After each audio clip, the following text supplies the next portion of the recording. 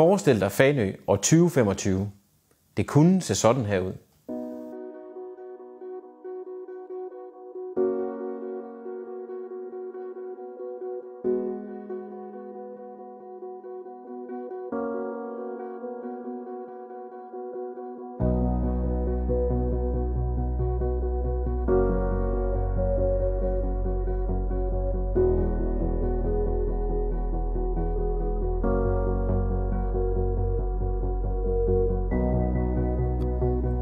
I 2025 er Fanø fortsat en selvstændig kommune. Vi står styrket, og byrådet har via konsekvent økonomisk ansvarlighed, budgetdisciplin og reel vilje til at prioritere fået helt styr på økonomien. Kassebeholdningen er robust, der er balance mellem indtægter og udgifter, og der er år for år plads i budgetterne til anlægsinvesteringer og udvikling.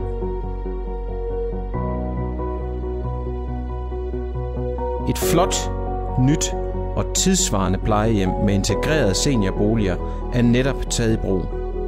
Arbejdsmiljøet er i top, og det er attraktivt at arbejde i ældreplejen på Fanø. Det er trygt at blive gammel på øen.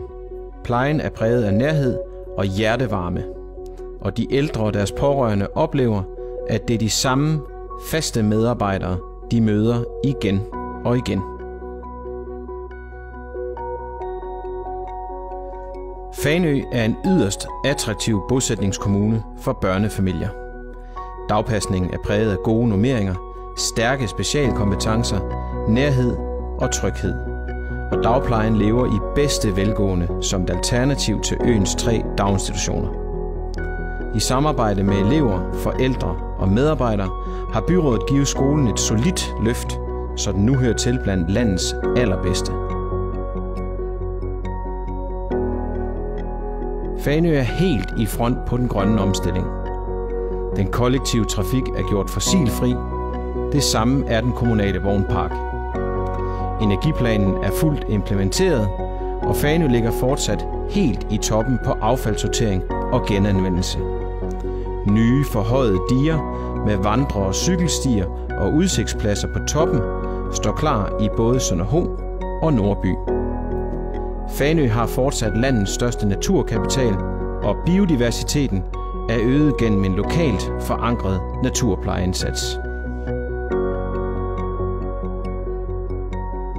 Fanø er fortsat et levende helårssamfund, og byrådet har i starten af perioden vedtaget en bæredygtig turismestrategi, der passer godt på øens unikke natur og tager hensyn til lokalbefolkningen. Der er fokus på kvalitet, og øens erhvervsliv oplever en øget indtjening på trods af et lidt lavere antal gæster. Færgedriften er i langt højere grad tilpasset de fastboende og særligt pendlerne, og det er blevet markant lettere at kombinere arbejdsliv på fastlandet med familieliv på Fanø. Foreningslivet på Fanø blomstrer, og medlemstallene vokser. Gennem et stærkt kommunalt fokus på forebyggelse, genoptræning og en øget kommunal opbakning til øens idrætsforeninger, er det lykkedes at øge sundheden og livskvaliteten for øens borgere. Samtidig er det lykkedes at holde de udgifter til det øvrige sundhedsvæsen, som for bare ganske få år siden troede kommunekassen, i ro.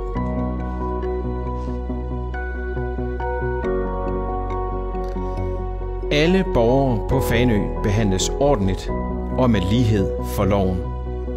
Kommunen har med stor succes på 4. år en uvildig borgerrådgiver ansat, der hjælper borgerne i mødet med systemet. Væk er tidligere tiders slinger i valsen, og byrådet lever nu efter reglen om, at kommunen altid skal gå forrest, når det handler om at overholde lovgivning og eget plangrundlag. Tingene blev gjort efter bogen, og der blev ikke længere skåret hjørner i forhold til myndighedsbehandling og lignende. Det nye byråd arbejder med respekt for politiske forskelligheder og ser mangfoldighed som en stor styrke. Samarbejdet er præget af åbenhed, troværdighed, ansvarlighed og tillid.